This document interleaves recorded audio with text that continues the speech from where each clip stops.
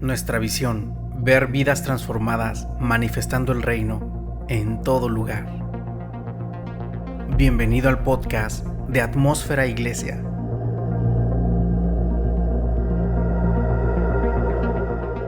A continuación, en este episodio, nuestro pastor principal, Isra Damián.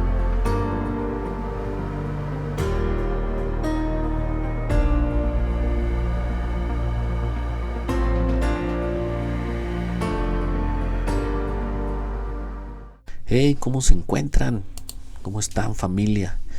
Estamos viendo la serie ¿Quién es Jesús? Esta es nuestra segunda parte y hoy vamos a ver acerca del nacimiento de Jesús y la vida de Jesús. Pero vamos a recordar un poquito la primera parte donde preguntábamos acerca de cómo describes a Jesús. ¿Recuerdas? ¿Cuáles eran esas palabras tuyas que describen a Jesús?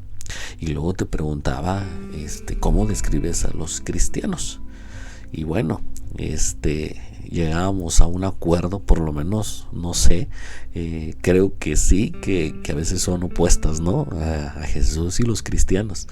Y bueno, la tercera pregunta que hacía en la primera parte es: ¿cuánto sabes acerca de lo sucedido en la cruz? Y que si sabías lo que significa para ti. Y esa prácticamente fue esas preguntas finales, o la última pregunta compuesta, pues era para que te quedaras pensando, ¿qué significa para mí la cruz? Y conforme vayamos avanzando en esta serie, puedas descubrir realmente lo que dice la Biblia y puedas alinearte a ese concepto en tu vida, el sacrificio de la vida de Jesús. ¿Ok? Bueno, pues vamos a la segunda parte. Quiero hablarte acerca del nacimiento de Jesús. ¿Sabías que hubo más de 300 profecías sobre el nacimiento de Jesús? Sobre su nacimiento, que van desde los 3500 años, escucha, 3500 años, hasta los 50 años antes de su nacimiento. ¡Wow! 300 profecías. Y las 300 profecías se cumplieron. ¡Wow! En realidad, pensando en esto, hablando acerca de los escritos sobre Jesús y sus contemporáneos, de los que escribieron, pues, hablando de Jesús y comparándolo con Alejandro Magno, creo que sabes, has escuchado hablar de Alejandro Magno. Entonces, hablando de estos dos personajes que existieron, el primer escrito de Jesús, mira, fue dentro de los 5 años después de su muerte. Los primeros escritos sobre Alejandro Magno fueron 400 años después de su muerte. Entonces, aunque la gente no cuestiona la existencia de Alejandro Magno, sí cuestiona la existencia de Jesús. Y no es por falta de pruebas, es porque ¿quién decía ser? Es porque ¿quién decía ser? Jesús. Entonces su nacimiento fue algo profético, ¿no? Ahora, la vida de Jesús, te voy a lanzar otra pregunta, ¿verdad? No hay preguntas tontas, sino tontos que no preguntan. Y yo quiero preguntarte para que razones un poquito en esto y pienses un poquito en esto. ¿Quién es Jesús y por qué vino aquí? ¿Por qué vino aquí a la tierra?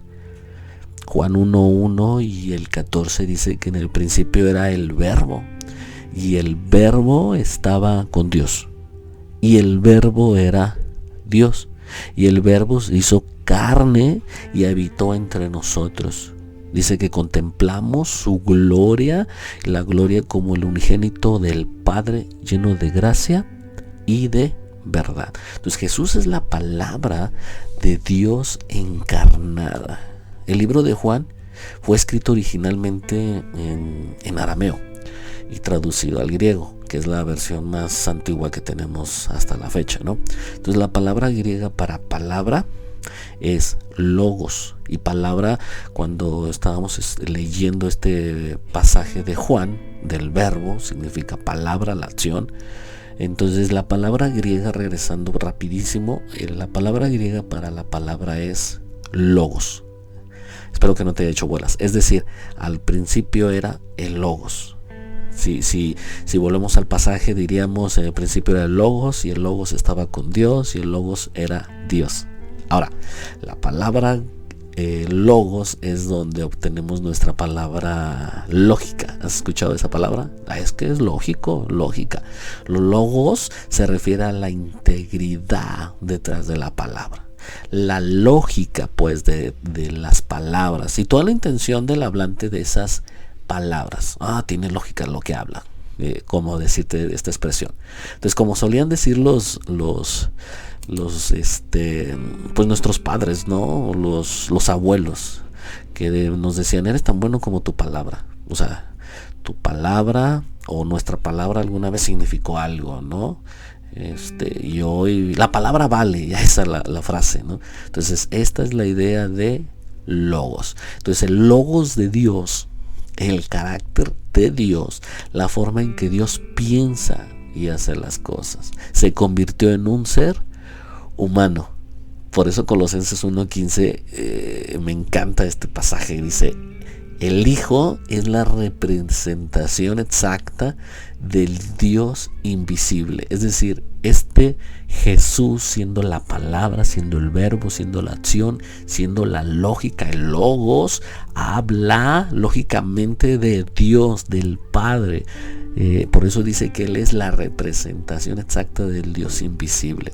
Juan 14, Jesús dijo: si me has visto a mí, ahí ya la expresión de Jesús, si me has visto a mí, si has visto al Padre, si me has visto actuar, vamos a parafrasear, si me has visto actuar, es mi Padre. Soy la representación del Padre. ¿Recuerdas? Todo lo que yo hago, lo hago porque vi al Padre hacerlo. Lo que significa entonces que habla como Dios, trata a las personas como lo haría Dios y vive como Dios. ¡Wow! Me quedé impactado aún lo que estoy diciendo, ¿no? Entonces, para comprender plenamente a Dios, debemos mirar a Jesús. Él es la idea de Dios de lo que parece ser un ser humano. Así, ¡wow! Entonces acabamos de ver acerca del nacimiento de Jesús, que fue espectacular a través de 300 profecías, y te estoy hablando de quién es Jesús y por qué vino aquí a la tierra, la vida de Jesús.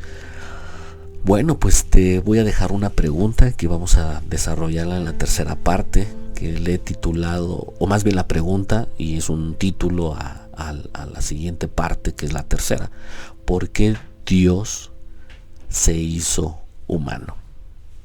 Nos vemos en la tercera parte. Bye. Gracias por habernos acompañado en este episodio de Atmósfera Iglesia. Puedes seguirnos en nuestras redes sociales y en nuestro canal de YouTube.